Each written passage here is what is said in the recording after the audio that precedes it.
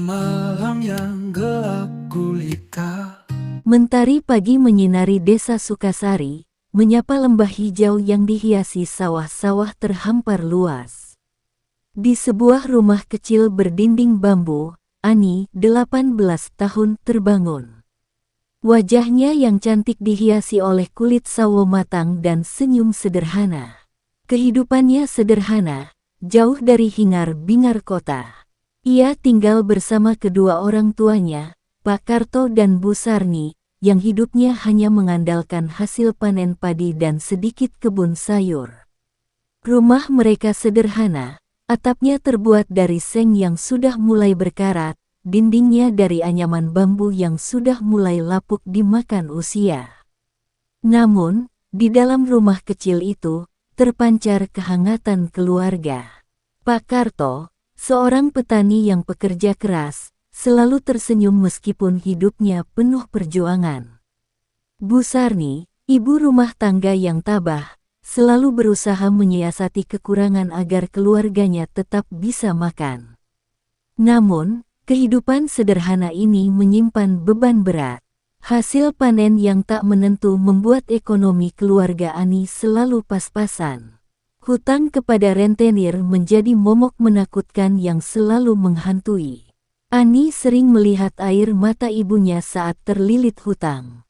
Mimpi Ani untuk melanjutkan sekolah pun harus kandas karena keterbatasan biaya. Ia melihat masa depannya suram, terkurung oleh kemiskinan di desa terpencil. Cita-citanya untuk memiliki kehidupan yang lebih baik hanya tinggal sebuah harapan. Tekad bulat terpatri di hati Ani. Ia harus meninggalkan desa, mencari kehidupan yang lebih baik di Jakarta. Berita tentang lowongan pekerjaan sebagai asisten rumah tangga dari teman ibunya, Mbak Tuti, menjadi secercah harapan. Dengan berat hati, ia pamit kepada orang tuanya. Air mata Bu Sarni tak terbendung, namun Pak Karto hanya bisa memeluk Ani, memberikan restu dan doa. Perjalanan panjang dan melelahkan Ani lalui. Dari desa ke kota, dari suasana pedesaan yang tenang ke hiruk-pikuk Jakarta yang ramai. Kehidupan di Jakarta bagaikan dunia yang berbeda. Keramaian, gedung-gedung pencakar langit, dan arus lalu lintas yang padat membuat Ani merasa kecil dan tak berdaya. Akhirnya, Ani tiba di rumah mewah Pak Riko, majikan barunya. Rumah itu besar dan megah, jauh berbeda dari rumahnya di desa. Pak Riko menyambutnya dengan ramah, menjelaskan tugas-tugasnya sebagai asisten rumah tangga. Ia juga memperkenalkan Ari, anak laki-laki Pak Riko yang masih duduk di bangku sekolah menengah. Awalnya, hubungan Ani dan Ari tampak baik-baik saja. Ani menjalankan tugasnya dengan tekun dan jujur. Namun, di balik senyum ramah Pak Riko, ada ketegangan tersembunyi yang akan segera muncul. Pak Riko, seorang duda berwajah tampan, tampak baik hati dan ramah.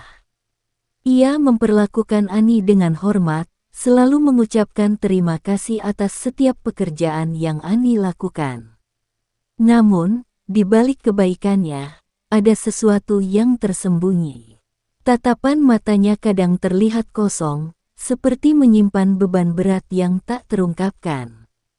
Ari, anak Pak Riko, adalah sosok yang berbeda. Remaja yang manja dan cenderung pemarah. Ia seringkali bersikap dingin dan acuh terhadap Ani. Bahkan, seringkali Ari menunjukkan ketidaksukaannya secara terang-terangan, dengan kata-kata yang menyakitkan. Ani berusaha sabar, ia tahu bahwa Ari masih muda dan belum mengerti bagaimana memperlakukan pembantu dengan baik. Suatu hari, Ari melihat Ani sedang membersihkan kamarnya.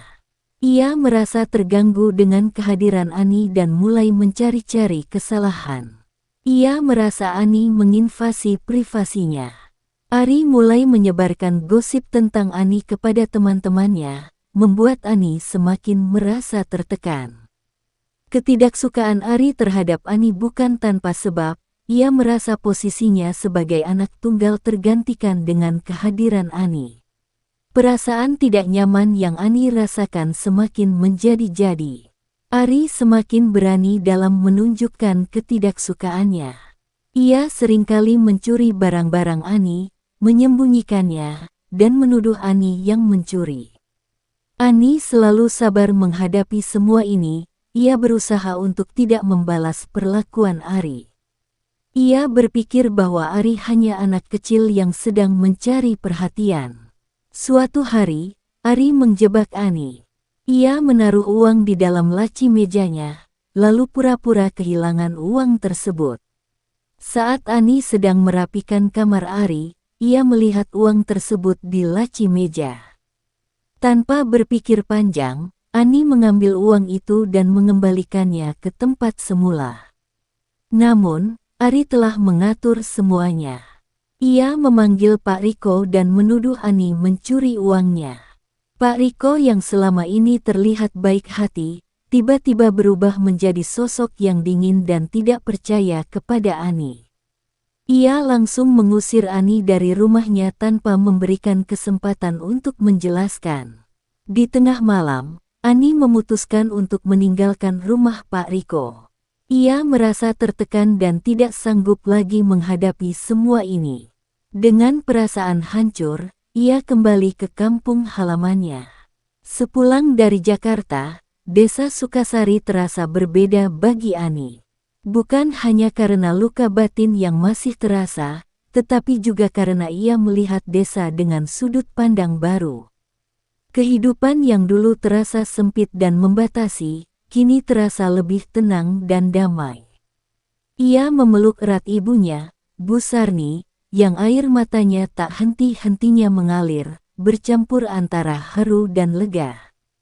Pak Karto, ayahnya, hanya bisa mengusap kepala Ani dengan penuh kasih sayang, tanpa banyak kata. Kehilangan yang dirasakan Ani di Jakarta, tergantikan dengan kehangatan keluarga yang selama ini mungkin tak ia sadari. Hari-hari pertama di rumah terasa berat. Bayangan kejadian di Jakarta masih menghantuinya. Ia sering terbangun di tengah malam, dihantui mimpi buruk tentang Ari dan tuduhan mencuri. Namun, dukungan dari orang tuanya perlahan menyembuhkan luka batinnya. Mereka tak pernah menanyakan detail kejadian di Jakarta, seolah mengerti bahwa Ani butuh waktu untuk memulihkan diri. Mereka hanya fokus memberikan kasih sayang dan dukungan. Ani membantu orang tuanya di sawah, merasakan kembali sentuhan tanah yang dulu pernah ia anggap sebagai simbol kemiskinan. Kini, tanah itu terasa berbeda, menjadi sumber kekuatan dan ketenangan. Suatu sore, saat Ani sedang menyayangi padi di sawah, ia bertemu dengan Jaka. Jaka adalah pemuda desa yang sederhana, namun memiliki hati yang baik dan pekerja keras. Ia adalah anak Pak Minto, tetangga Ani yang memiliki sawah di dekat rumah mereka. Jaka membantu Ani membersihkan gulma di sekitar tanaman padi. Percakapan mereka mengalir begitu saja, tentang kehidupan di desa, tentang mimpi-mimpi yang terpendam, dan tentang harapan di masa depan. Jaka mendengarkan cerita Ani dengan penuh perhatian, tanpa menghakimi atau meremehkan. Ia melihat kesedihan di balik senyum Ani yang dipaksakan. Pertemuan itu bukan hanya sekedar pertemuan biasa. Jaka dan Ani semakin dekat. Mereka sering bertemu di sawah, saling membantu, dan berbagi cerita. Jaka terpesona oleh kecantikan dan kesederhanaan Ani. Ia melihat kebaikan hati Ani di balik pengalaman pahit yang dialaminya di Jakarta. Ani pun merasa nyaman berada di dekat Jaka. Ia menemukan ketenangan dan kedamaian yang selama ini hilang. Jaka membantunya melupakan masa lalunya yang kelam. Setelah beberapa bulan menjalin hubungan, Jaka melamar Ani. Lamaran itu sederhana, tanpa pesta mewah atau perhiasan mahal.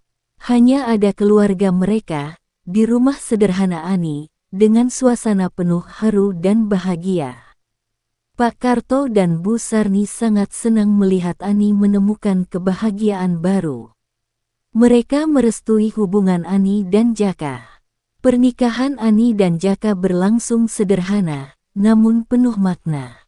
Tamu undangan hanya terdiri dari keluarga dan tetangga terdekat. Tidak ada pesta mewah, hanya ada makanan sederhana dan suasana penuh kehangatan. Ani mengenakan kebaya sederhana, wajahnya berseri-seri, memancarkan kebahagiaan yang tulus. Jaka pun terlihat sangat bahagia, menatap Ani dengan penuh cinta dan kasih sayang. Kehidupan Ani dan Jaka setelah menikah sangat sederhana. Mereka tinggal di rumah sederhana, membantu orang tua mereka mengelola sawah, dan hidup berdampingan dengan alam. Kehidupan mereka jauh dari hingar-bingar kota, namun penuh dengan kedamaian dan kebahagiaan. Ani menemukan arti kebahagiaan yang sesungguhnya, bukan dalam kemewahan materi, tetapi dalam kasih sayang keluarga dan kerukunan dengan lingkungan sekitar. Mereka berdua membangun keluarga kecil yang harmonis, penuh dengan cinta dan kasih sayang.